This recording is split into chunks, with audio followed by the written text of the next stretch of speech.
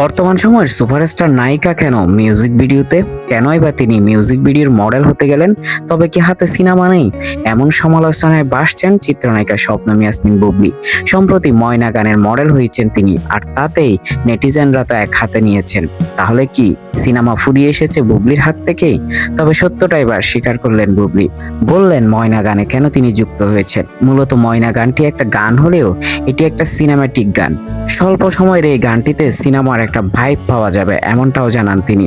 সেই সাথে এই গানটির সাথে যুক্ত আছেন নামি দামি গুণী ব্যক্তিরা, যার কারণে তিনি না করতে পারেননি। বিশেষ করে আসিফ ইকবালের লেখা, ওপার বাংলার আকাশ সেনের সুর ও সঙ্গীত, তানিম রহমান অংশুর নির্মাণ, সেই সাথে কোনাল ও নিলয় আহমেদ। কোনাল তো তার জীবনের সাথে ওতপ্রোতভাবে জড়িয়ে, কেননা তার নামেই যে গানগুলো হয়েছে সেগুলোতে বেশিরভাগ সময়ে কণ্ঠ দিয়েছেন কোনাল।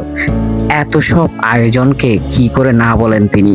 তাই তো সিনেমার মানুষ হলেও সিনেমেটিক ওয়েতে গানটি নির্মিত হওয়ায় সেটিতে অভিনয়ের কথা জানান চিত্রনায়িকা শবনম ইয়াসমিন বুবলি। এবং এই গানটিতে বেশ নতুনত্ব, বেশ কিছু বিষয় আছে বলেই তিনি এতে যুক্ত হওয়ার কথা জানিয়েছেন।